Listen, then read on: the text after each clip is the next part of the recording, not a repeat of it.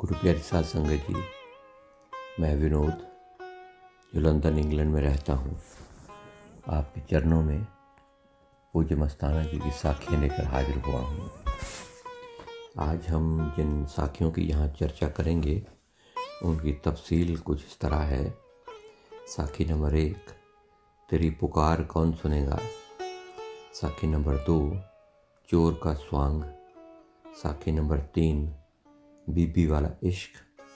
साखी नंबर 4, संत सिंह का पागलपन। साखी नंबर 1, तेरी पुकार कौन सुनेगा। सिरसा इनामी गुफा के अंदर रब्बी नूर अलमस्त मौला जिंदा राम जी विराजमान थे। जब बाहर पधारे तो संगत को एक गड्ढे के पास लेकर गए। कड़ाके की गर्मियों के दिन थे। गड्ढे में पानी में मछलियां तड़प रही थी। अपने नूरी मुखारबिन से फरमाए, तौबा उसकी बेपरवाही की, इनकी भी कोई पुकार है।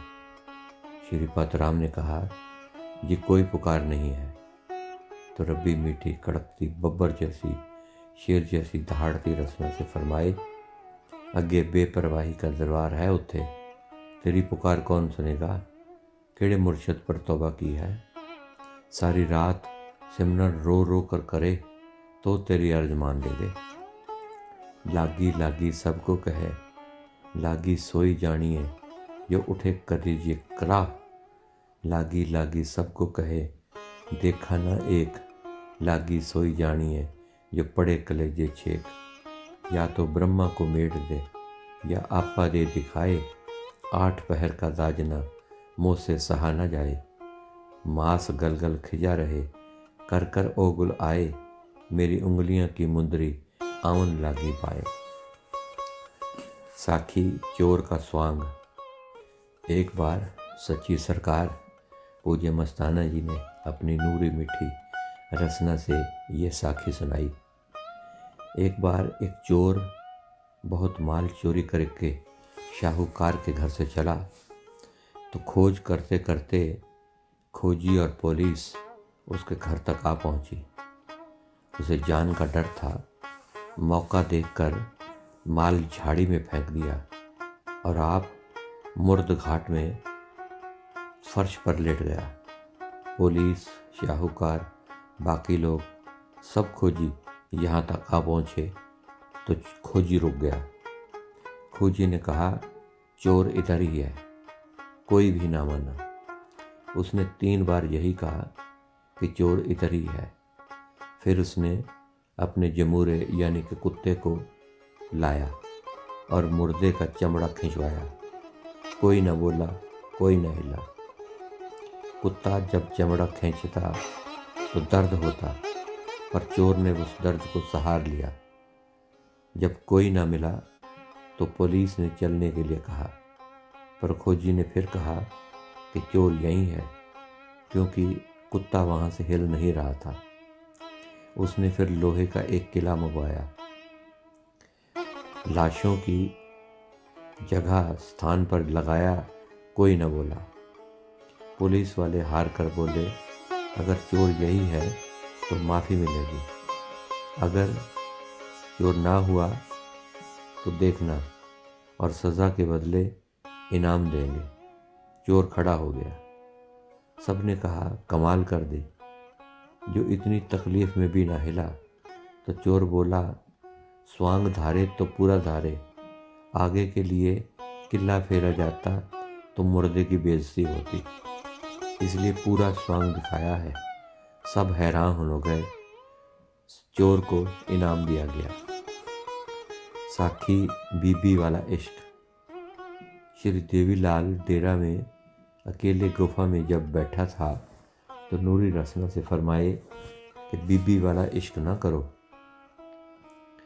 जब उसने पूछा, बीबी वाला इश्क क्या होता है, तो मीठी पवित्र मस्त बनाने वाली रसना से फरमाया, जब लड़का नई दुल्हन लाता है तो थोड़ी देर का प्रेम होता है।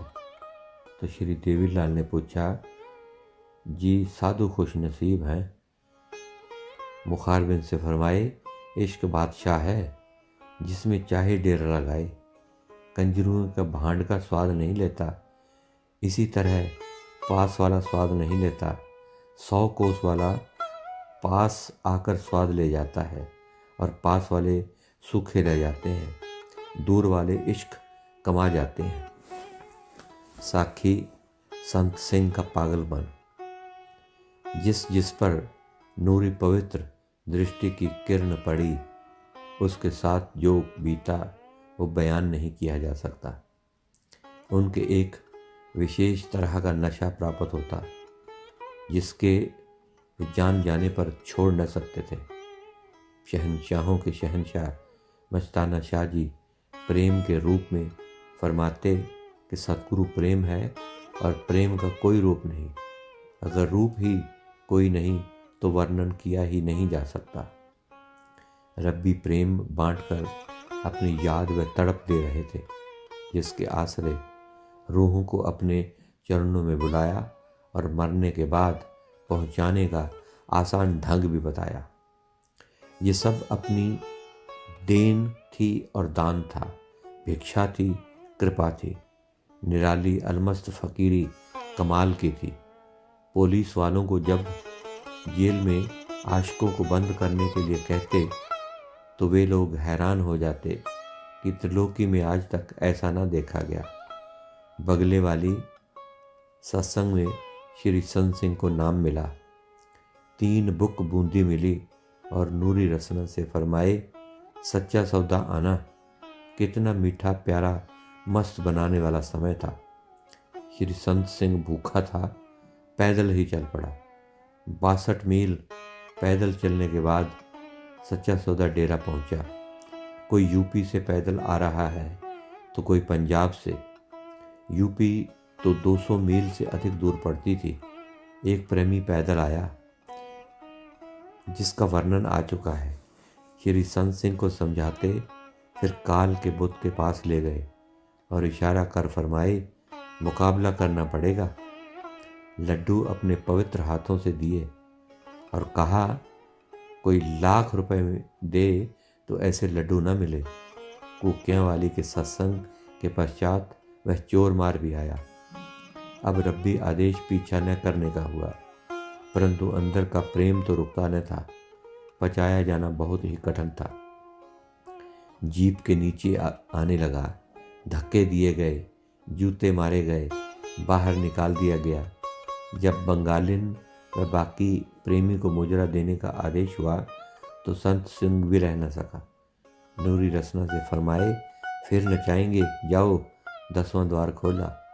कराई वाले गांव मलोट के पास के रहने वाला था। वहाँ से लोग पागल कहते थे, परंतु अब तो वह निराला पागल बना दिया गया था। रब्बी मस्ती का पागल। उसको लकड़ी बेचकर गुजारा करने का आदेश हुआ। 2 आने की लकड़ी बेची, चने खाए। दूसरे दिन 2 आने की लकड़ी बेची, चने खाए। फिर मजदूरी की और 3.5 रुपये प्राप्त किए। इसी प्रकार कभी कभी कहीं मजदूरी करता रहा और कभी कहीं। किराया इत्यादि के पैसे निकालकर उसे भुने हुए चने ही प्राप्त होते। हाथों में छाले थे और पांव फट गए थे, लेकिन प्रेम का नशा निराला था। उसी नशे में उसको पागल बना रखा था। श्री तारा भेड़कुट ने जब रब्बी चरणों को हाथ लगाया तो उसे धक्के देकर बाहर निकलवा दिया गया। श्री बुल्ला ने सिफारिश की तो श्री बुल्ला ने साधु से सोने की जंजीर, घड़ी, कपड़े उतरवाकर बाहर निकलवा दिया। पुलिस बुलवाई गई। तारा श्री बुल्ला और संत सिंह पुलिस चौकी में भिजवाया, जहां सबकी खूब पिटवाई हुई। फिर सबको छुड़वा कर डेरा लाए। अलमस्त मौला खेल खिलाड़ी सोने प्रीतम जी ने श्री संत सिंह फरमाया, अगर बुढ़ी बाडी को पागल गिर दे तो कौन जिम्मेवार है। श्री राम ने संत सिंह को मुक्के मारे। 6 प्रेमी और आए, लेकिन वह फिर भी काबू में न आया।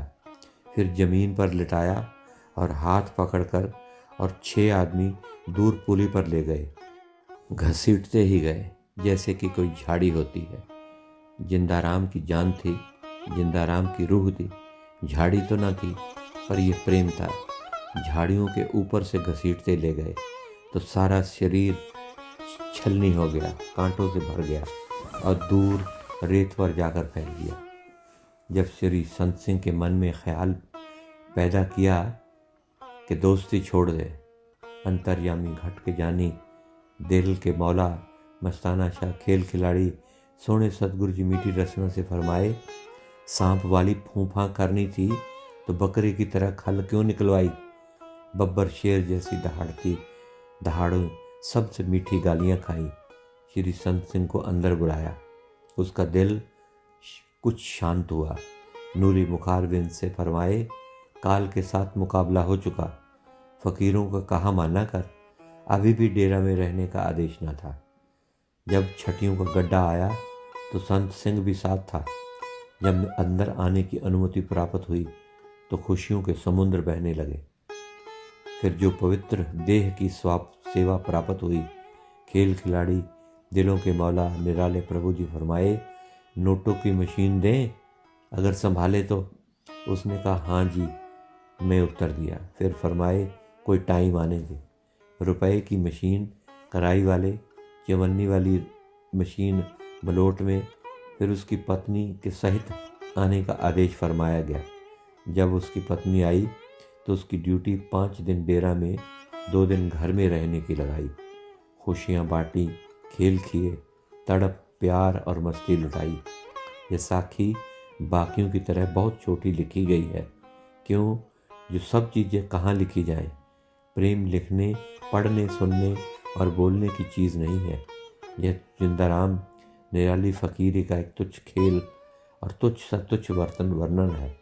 निराली मस्ती अजब प्यारी, न्यारी मौज की हर निराली मस्ती देखकर तो भजन गाया जाता। अब मौज मस्ती की ये ज़िंदगी, अजब मौज मस्त की ये है ज़िंदगी।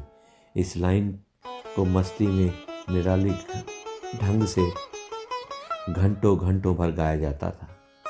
सो गुरु प्यारी साध संगत जी, ये थी आज की साखियाँ। आज के लिए इतना ही। कल फिर कुछ नई साखियाँ लेकर आपके चरणों में हाजिर होऊंगा। तब तक के लिए मुझे इजाज़त दीजिए और प्यार भरी धन धन सतगुरु कबूल कीजिए। धन धन सतगुरु तेरा ही आसरा, हाजिर नाजिर जिंदा राम तेरा ही आसरा।